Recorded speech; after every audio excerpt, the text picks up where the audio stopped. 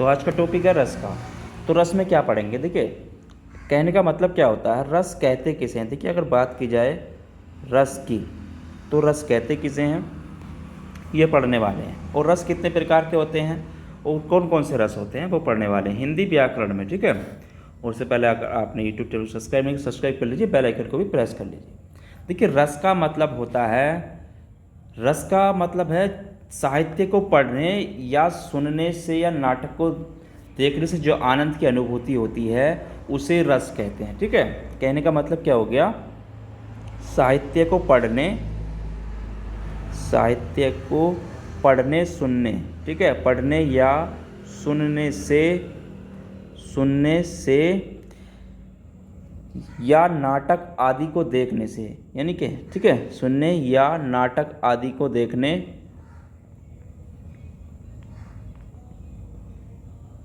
नाटक आदि को देखने से जो आनंद की अनुभूति होती है, ठीक है,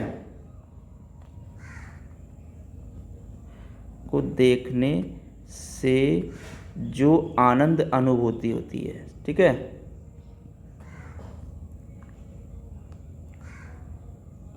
तो उसे क्या कहते हैं, हम उसे रस कहते हैं, ठीक है।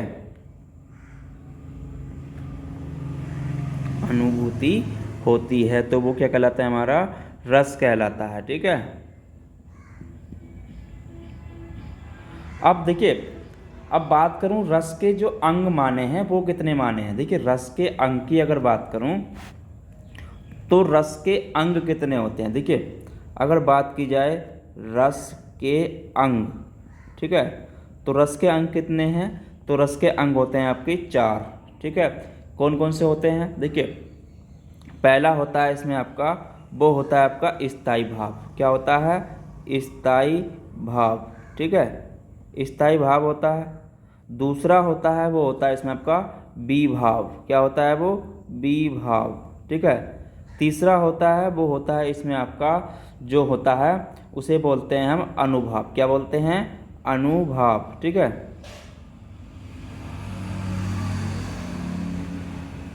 क्या बोलते हैं? अनुभाव। चौथा होता है वो आपका, उसे बोलते हैं हम संचारी भाव। क्या बोलते हैं? संचारी भाव, ठीक है।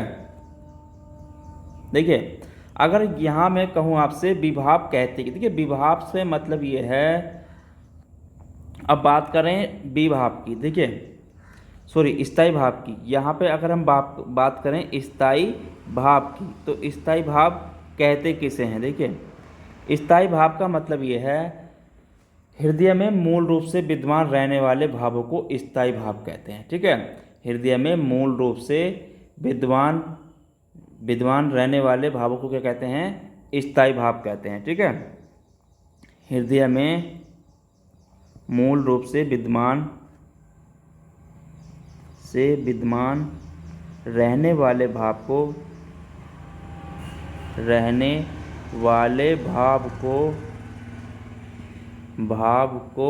क्या कहते हैं? स्थायी भाव कहते हैं, ठीक है। तो स्थायी भाव इसे कहते हैं। अब यहाँ पे मैं कहूँ आपसे, देखिए ये जो होते हैं आपके, जो स्थायी भाव होते हैं, ये आपके चिरकाल तक रहने वाले तथा रस रूप में सृजिता परिणत होते हैं, ठीक है। क्या होते हैं? देखिए, ये क्या होते हैं, ये आपके चिरकाल, यानी कि कहने का मतलब हो गया ये चिरकाल तक रहने वाले रस, ठीक है, चिरकाल तक रहने वाले तथा रस रूप से में सृजित या परिणत होते हैं, ठीक है।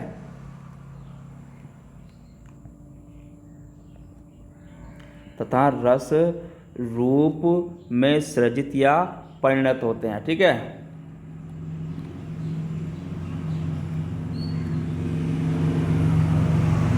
या परिणत होते हैं। अब देखिए, स्थायी भावों की संख्या की बात करूं तो स्थायी भावों की संख्या कितनी होती है। देखिए, अब मैं बात करूं आपसे स्थायी भावों की संख्या, तो स्थायी भावों की संख्या, ठीक है, तो स्थायी भावों की संख्या जो है वो आपकी 9 होती है, ठीक है। कितनी मानी गई है? 9 मानी गई है। ठीक है, कितनी मानी है? 9 मानी है। कौन कौन सी होती है? देखिए, एक होती है इसमें आपकी, उसे बोलते हैं हम रति। ठीक है, क्या होती है? रति। दूसरी होती है इसमें, होती है हास। ठीक है, तीसरी होता है इसमें आपका शोक। क्या होता है? शोक। चौथा होता है, उसे बोलते हैं क्रोध। ठीक है, पांचवा इसमें होता है, वो होता है उत्साह। क्या होता है? उत्साह। छठा होता है भय। ठीक है, क्या होता है? भय। सातवां होता है, उसे बोलते हैं जुगुप्सा। ठीक है, जुगुप्पा। ठीक है, जुगुप्सा। तो ये हो गया। आठवां होता है, वो होता है विस्मय। ठीक है, क्या होता है? विस्मय। नवा होता है, उसे बोलते हैं हम निर्वेद। क्या बोलते हैं? निर्वेद। तो ये स्थायी भावों की संख्या कितनी हो गई आपकी? 9 हो गई। ठीक है, अब देखिए बात आती है, उसके बाद आता है आपका विभाव। अब बात करें विभाव की। देखिए, ये हो गया आपका स्थायी भाव। दूसरे पे आता है आपका विभाव। तो विभाव किसे कहते हैं? देखिए, अगर यहाँ पे बात की जाए विभाव की, तो विभाव से मतलब हो गया जो व्यक्ति या वस्तु या परिस्थिति या स्थायी भावों को उद्दीपन या जागृत करती है। ठीक है, तो उसे क्या कहते हैं? हम विभाव कहते हैं। मतलब कहने का क्या हो गया, जो व्यक्ति या परिस्थिति, ठीक है, या परिस्थितियां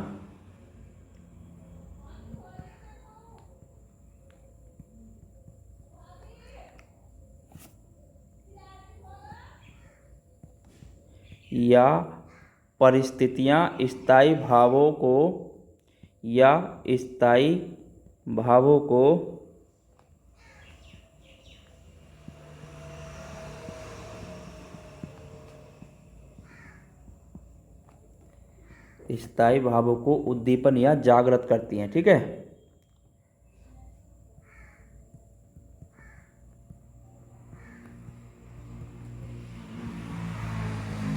जागृत करती हैं, तो क्या कहलाती हैं आपकी? वो विभाव कहलाती हैं। देखिए, अब बात करूं विभाव कितने प्रकार की होती हैं। देखिए, तो विभाव कितने प्रकार की होती हैं, यहाँ पे बात की जाए विभाव। ठीक है, विभाव के प्रकार। तो विभाव आपके कितने प्रकार के होते हैं? ये होते हैं 2 प्रकार के। कितने होते हैं आपके? 2 प्रकार के। एक होता है, वो होता है आपका आलंबन विभाव। ठीक है, पहला क्या होता है आपका? आलंबन विभाव। उसे क्या बोलते हैं हम? आलंबन विभाव। आलंबन विभाव हो गया। दूसरा होता है, वो होता है आपका उद्दीपन विभाव। क्या होता है आपका? उद्दीपन विभाव। ठीक है, उद्दीपन विभाव। तो ये 2 प्रकार के हो गए। अब देखिए, यहाँ पे अगर मैं कहूँ आपसे आलंबन विभाव किसे कहते हैं, देखिए अब यहाँ पे बात आती है आलंबन विभाव की। अब आलंबन विभाव से होता क्या? देखिए, आलंबन विभाव का मतलब हो गया जिन वस्तुओं या विषयों पर आलंबित होकर भाव उत्पन्न होते हैं, तो क्या कहते हैं? वो आपके आलंबन विभाव कहलाते हैं। ठीक है, कहने का मतलब क्या हो गया? जिन वस्तुओं या विषयों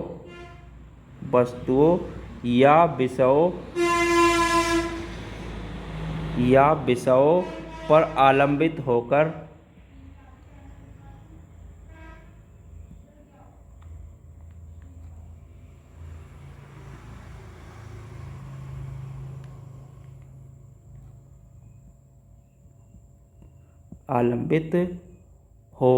भाव उत्पन्न होते हैं। ठीक है,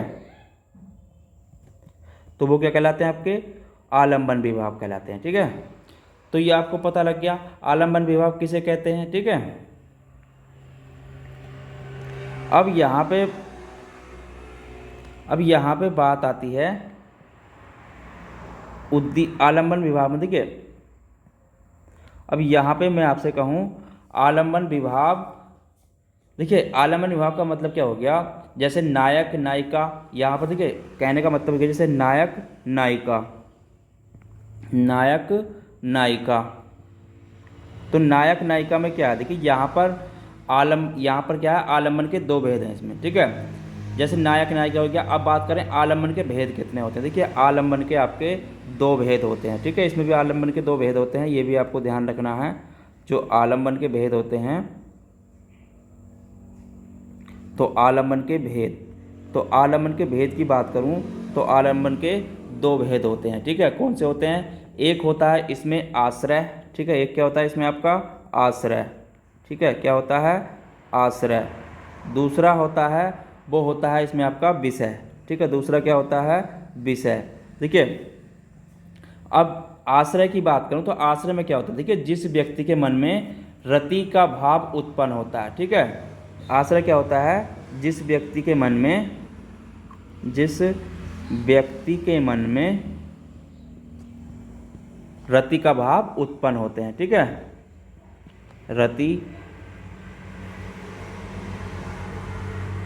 रति के भाव उत्पन्न होते हैं, ठीक है। तो वो क्या कहलाता है आपका? वो कहलाता है आपका आश्रय, ठीक है। क्या कहलाता है आपका? आश्रय।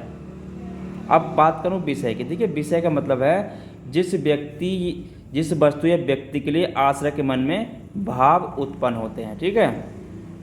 कहने का मतलब हो गया जिस व्यक्ति या वस्तु, ठीक है, या वस्तु के लिए आश्रय के मन में, ठीक है, आश्रय के मन में भाव उत्पन्न होते हैं, भाव उत्पन्न होते हैं, ठीक है। तो वो क्या कहलाता है? आपका विषय कहलाता है, ठीक है।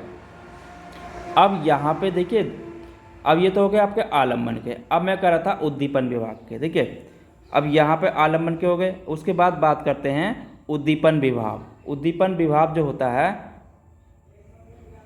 अब यहाँ पे बात करूँ मैं आपकी, देखिए आलम्बन, उसके बाद आपका आता है उद्दीपन।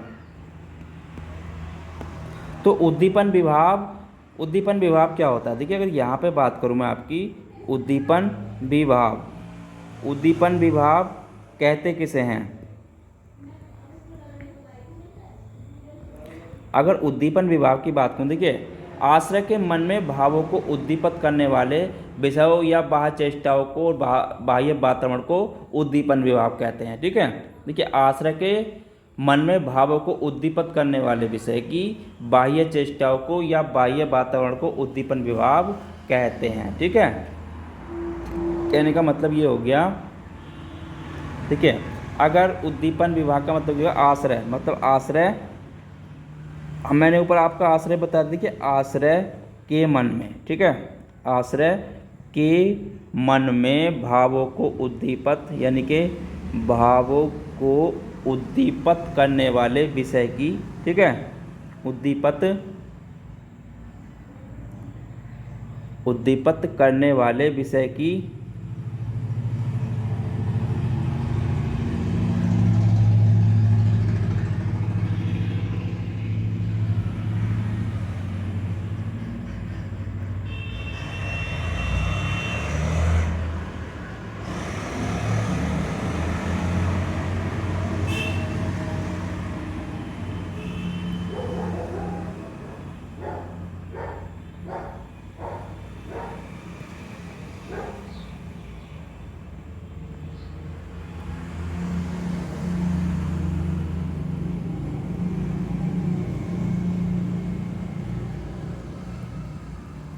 ठीक है।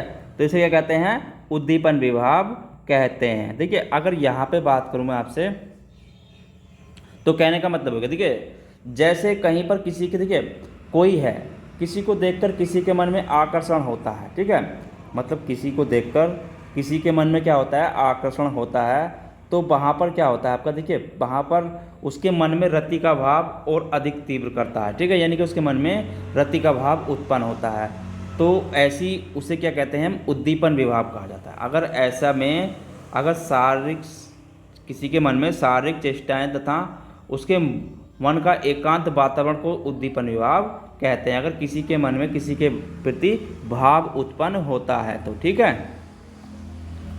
आगे बात आती है, तीसरा था हमारा अनुभाव, ठीक है। तीसरा क्या था हमारा?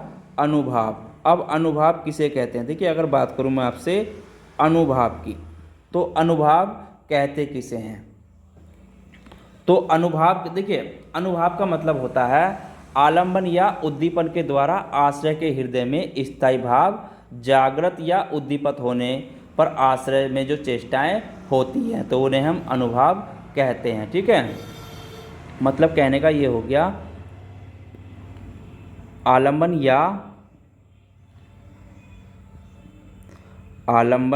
या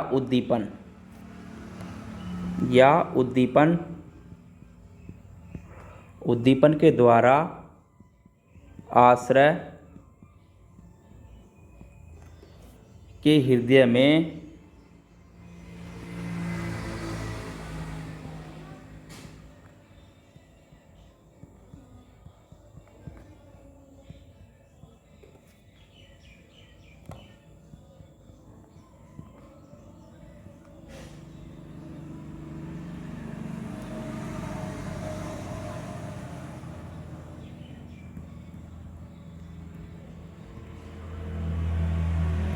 उद्दीपित होने में आश्रय में जो चेष्टाएं उत्पन्न होती हैं। ठीक है, तो ये हो गया आपका अनुभाव। अब देखिए यहाँ पे अनुभाव की बात करूँ, चेष्टाएं उत्पन्न होती हैं।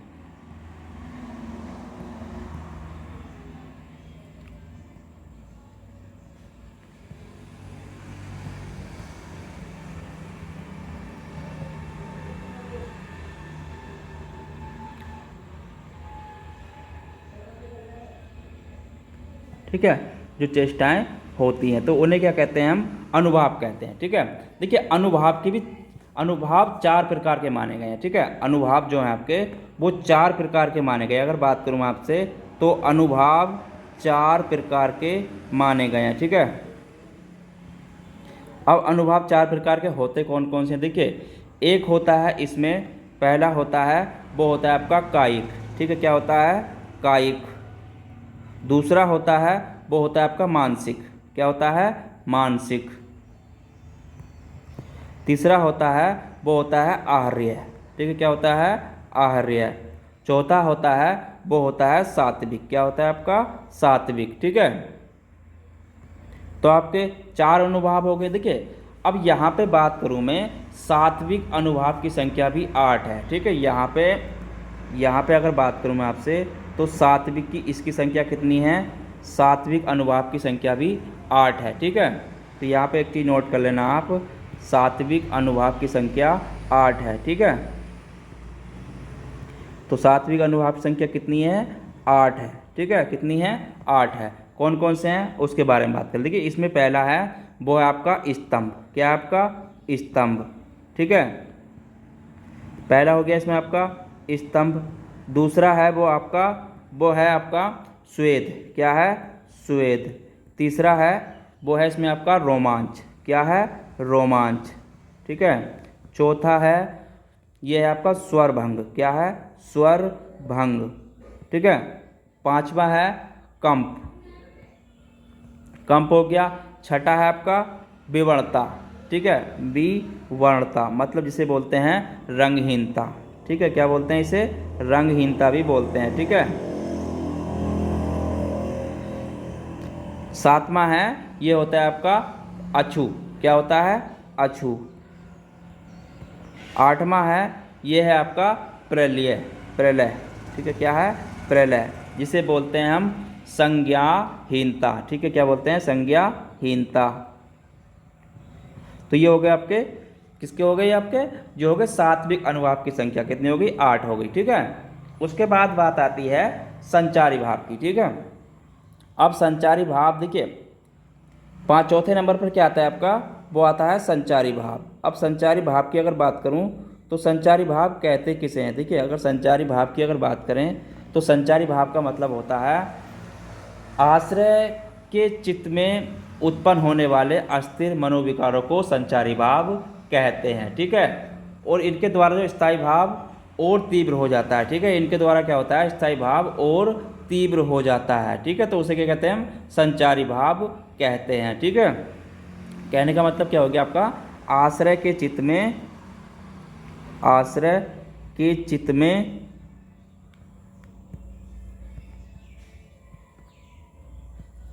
उत्पन्न होने वाले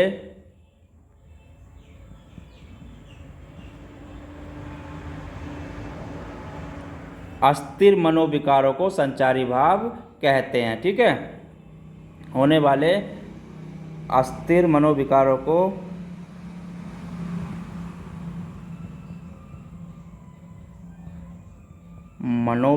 को संचारी भाव कहते हैं। ठीक है,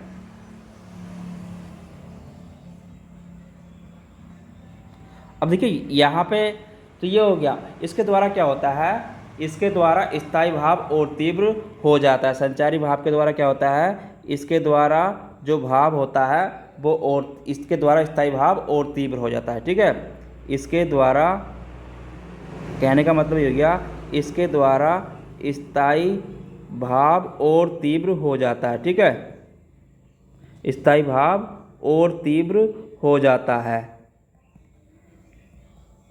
ठीक है, तो वहाँ उसे तो संचारी भाव में क्या होता है, इसके द्वारा जो है स्थायी भाव और तीव्र हो जाता है। ठीक है, जो यहाँ पे संचारी भावों की संख्या मानी गई है, तो संचारी भावों की संख्या कितनी होती है। देखिए अगर बात करूँ आपसे संचारी भावों की संख्या, ठीक है, तो संचारी भाव की संख्या की बात करूँ तो संचारी भाव की संख्या कितनी होती है, ये होती है आपकी 33 मानी गई है। कितनी मानी गई है, 33 मानी गई है संचारी भावों की संख्या। ठीक है, अब देखिए कौन कौन सी होती है उसके बारे में बात करें। देखिए एक होता है इसमें आपका, वो होता है हर्ष। ठीक है, पहला क्या होता है इसमें आपका, हर्ष, हर्ष हो गया। दूसरे नंबर पर आता है, वो आता है आपका विषाद। क्या आता है, विषाद। तीसरे नंबर पर आता है, ये आता है त्रास। ठीक है, फिर आती है आपकी चौथे पे लज्जा, लज्जा। पांचवें पर आता है इसमें आपका, वो आता है ग्लैनी। क्या आता है, ग्लैनी। ठीक है, छठे नंबर पर आता है, वो आती है आपकी चिंता, चिंता हो गई। उसके बाद आता है आपका शंका, शंका हो गई। उसके बाद आती है आपकी असूया, असूया। ठीक है, उसके बाद आता है आपका, वो आता है अमर्प। ठीक है, अमर्प, अमर्प। उसके बाद आता है आपका मोह। ठीक है, मोह हो गया। उसके बाद आता है आपका गर्व। उसके बाद आता है इसमें आपका उत्सुकता, उत्सुकता हो गई। उसके बाद आता है उग्रता, उग्रता के बाद आता है आपका चपलता, चपलता के बाद आता है, ये आता है आपका दीनता। ठीक है, दीनता हो गया। दीनता के बाद जड़ता, जड़ता के बाद आवेग। क्या हो गया, आवेग। उसके बाद आता है इसमें आपका, यह आता है निर्वेद। ठीक है, आवेग के बाद निर्वेद। उसके बाद आता है इसमें आपका धृति, धृति हो गया। उसके बाद इसमें आता है, ये आता है आपका मति। ठीक है, मति। उसके बाद आता है इसमें विबोध। क्या आता है, विबोध। उसके बाद आता है इसमें आपका वितर्क।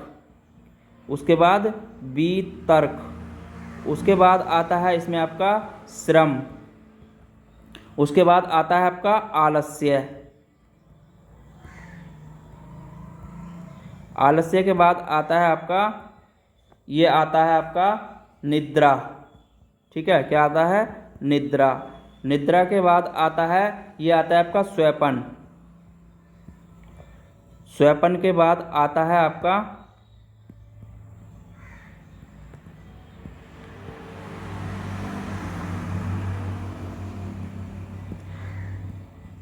स्वैपन के बाद आता है स्मृति।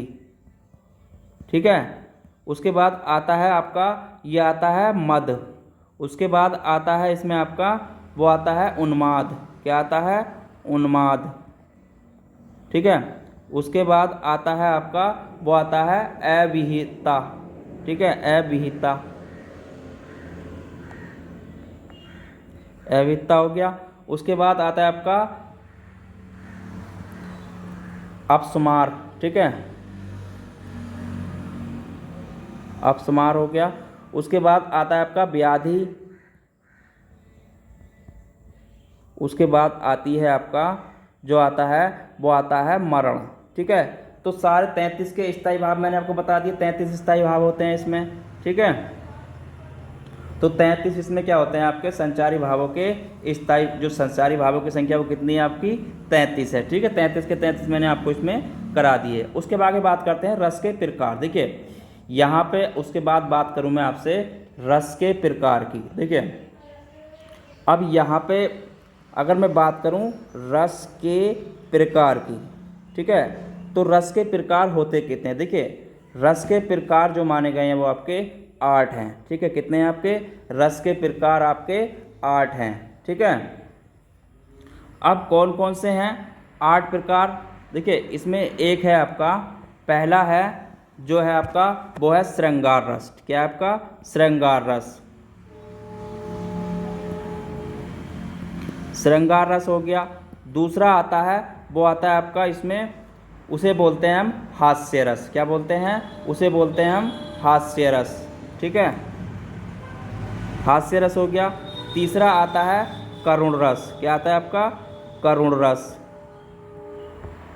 चौथा आता है, ये आता है आपका वीर रस। ठीक है, क्या हो गया वीर रस। पांचवा है आपका वो होता है रौद्र रस। क्या होता है आपका रौद्र रस। ठीक है,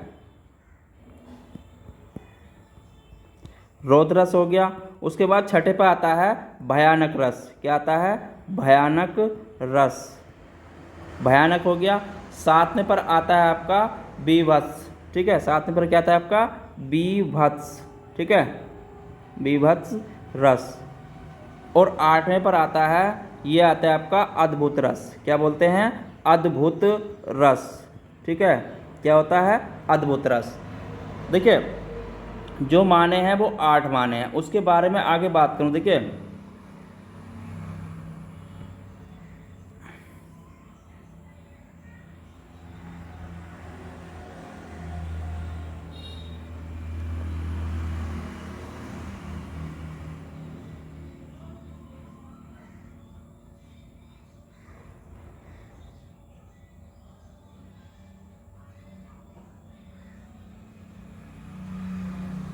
देखिए उसके बाद इसमें आपके 8 रस तो हो गए। ठीक है, अब इसमें जो माने हैं, देखिए कुछ आचार्य मगध और पंडितराज जगत ने रसों की संख्या कितनी मानी है 9 मानी है। ठीक है, कितनी मानी थी उन्होंने 9 मानी थी, लेकिन उसमें कुछ और रस भी जोड़े गए थे। ठीक है, उसके बारे में मैं आपको बता दूं, जो मेन आती है वो आपकी 8 ही है, लेकिन इसमें आपके कुछ और रस भी हैं जो माने गए थे। ठीक है, तो वो कौन कौन से हैं, इसमें एक आता है आपका, देखिए जो मानी थी किसने मानी थी, यहाँ पे अगर बात करूँ जो आचार्य मगध और पंडित जगन्नाथ ने रसो संख्या 9 मानी है। ठीक है, किसने आचार्य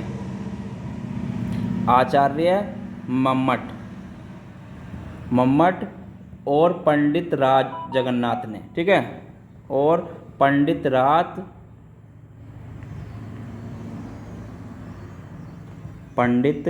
राज जगन्नाथ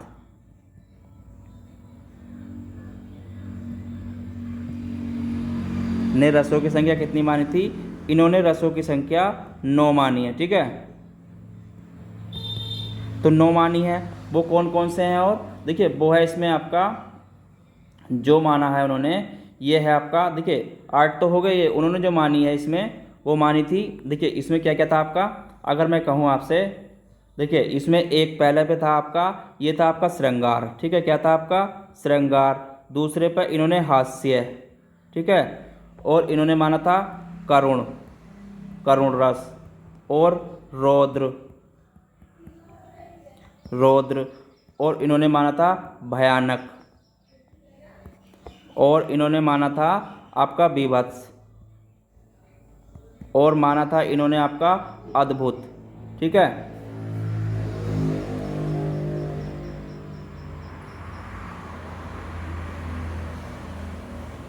क्या माना था अद्भुत। देखिए यहाँ पे अगर मैं बात करूँ भयानक, उसके बाद क्या था आपका भयानक का बाद विवश, और उसके बाद आपका था अद्भुत,